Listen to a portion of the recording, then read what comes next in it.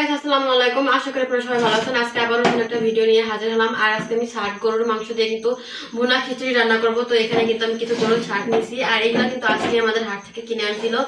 আর এগুলোতে আমি খিচুড়ি রান্না করবো বলে রেখে দিয়েছি। তো দেখুন দেখবেন কত বড় নডলি, আর এটার মধ্যে কিন্তু পুরোটাই ক্যালসিয়াম ভরা। আর এটা কিন্তু ভালো করে ধুয়ে নিয়েছি। আর আমি কিন্তু চুলায় একটা প্রেসার কুকার বসিয়ে দিচ্ছি। আমাদের প্রেসার কুকারও গরম হয়ে গেছে। আর আজকে আমি খাঁটি সরিষার তেল দিয়ে খিচুড়ি রান্না করবো। আপনারা চাইলে কিন্তু এখানে সয়াবিন তেলও দিতে পারেন। আমি কিন্তু সরিষার তেলই দিলাম। প্রেসার কুকারে সরিষার তেল দেখেছি, আমাদের তেল গরম হয়ে গেছে। এখানে কিন্তু আমি 2 টুকরো দারচিনি নিয়েছি, আর 2টা লবঙ্গ নিয়েছি, আর 3টা তেজপাতা নিয়েছি। এবার এগুলো আমি দিয়ে দেবো তেলের ভিতরে। আর দিয়ে দেবো কিছু পেঁয়াজ কুচি। এখানে কিন্তু আমি কিছু পেঁয়াজ কুচি করে দিচ্ছি। আমি কিন্তু পেঁয়াজের পরিমাণটা একটু বেশি দিচ্ছি, আপনারা চাইলে কিন্তু কমিয়ে অথবা বাড়িয়েও দিতে পারেন। এবার আমি পেঁয়াজগুলো দিয়ে দিব, আর 2 মিনিটের মতো কিন্তু আমি 2 মিনিট পর। আর এই দেখুন আমাদের পেঁয়াজটা কিন্তু একটু নরম নরম হয়েছে। আর আমি কিন্তু তেলটা একটু কমিয়ে দিচ্ছি, কারণ আমাদের এই শাক করতে কিন্তু অনেকটা তেল আছে, যার জন্য আমি একটু কমিয়ে দিলাম। আর এখন দিয়ে দেবো কিছু কাঁচামরিচ ফালি। আমি কিন্তু কিছু কাঁচামরিচ দিয়ে দিলাম। আর এবার এদের দিয়ে দেবো বাটা মশলা। এখানে কিন্তু আমি পরিমাণ মতো রসুন বেটে নিচ্ছি। এবার এই বাটা মশলাটা দিয়ে দিব,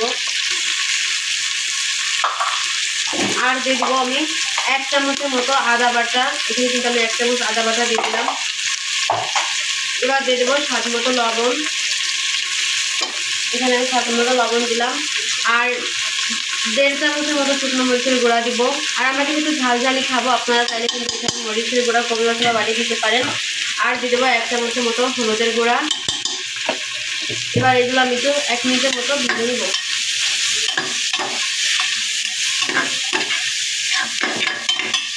মিনিটের মতো ভেজে নিয়েছি। আর এখন দিয়ে দিচ্ছি 1 চামচের মতো জিরের গুঁড়া। আর এটা কিন্তু আমার দিতে মনে ছিল না, যার জন্য আমি এখন দিয়ে দিলাম। আপনারা চাইলে কিন্তু এটা আগেও দিতে পারেন। আর এবার আমি দিয়ে দেবো অল্প পরিমাণে পানি। এখানে কিন্তু আমি অল্প পরিমাণে পানি দিয়ে দিলাম। এবার আমি মশলাটাকে একটু ভালো করে কষিয়ে নিব। কিছুক্ষণ পর, আর এই দেখুন আমাদের মশলা কিন্তু কষানো হয়ে গেছে। আর মশলার উপর দিয়ে তেল ছেড়ে দিয়েছে। এবার আমি ধুয়ে রাখা শাকগুলো দিয়ে দিব।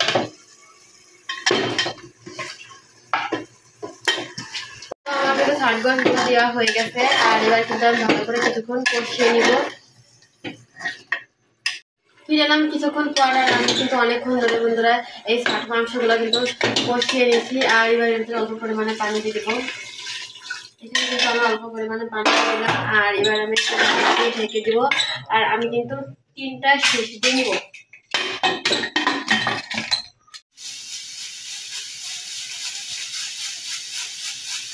কিছুক্ষণ পর আমি কিন্তু শীষ শোষানোর পরে কিন্তু ঢাকনা খুলে নিচ্ছি। আর এই দেখুন একদম আমাদের শাক কিন্তু অনেকটাই সিদ্ধ হয়ে গেছে। আর এখানে কিন্তু আমি 2টা আলু কেটে ধুয়ে রাখছি। এবার এই আলুগুলো দিয়ে দেবো। আপনারা চাইলে কিন্তু এখানে আলু নাও দিতে পারেন।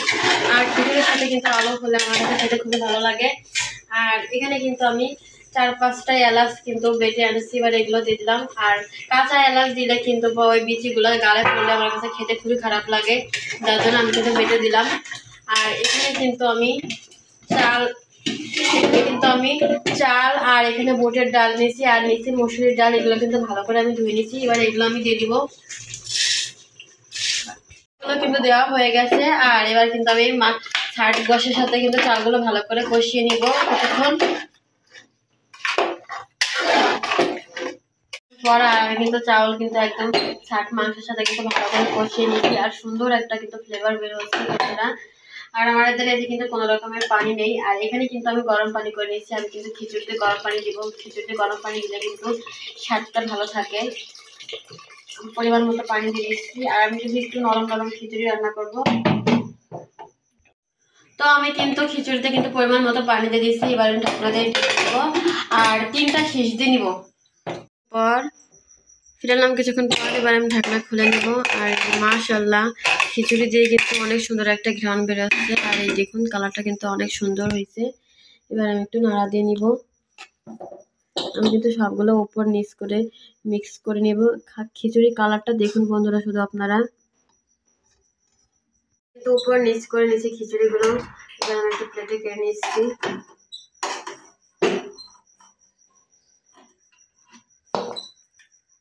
কিন্তু কেড়ে নিচ্ছি। আর কালারটা দেখুন বন্ধুরা অনেক সুন্দর আসছে, আর অনেক সুন্দর ঘ্রাণ বের হচ্ছে। কারা কারা এভাবে খিচুড়ি রান্না করে খান অবশ্যই কিন্তু কমেন্টে জানাবেন। আর ভিডিওটা ভালো লাগলে like, comment, share and subscribe করুন। ভালো থাকবেন।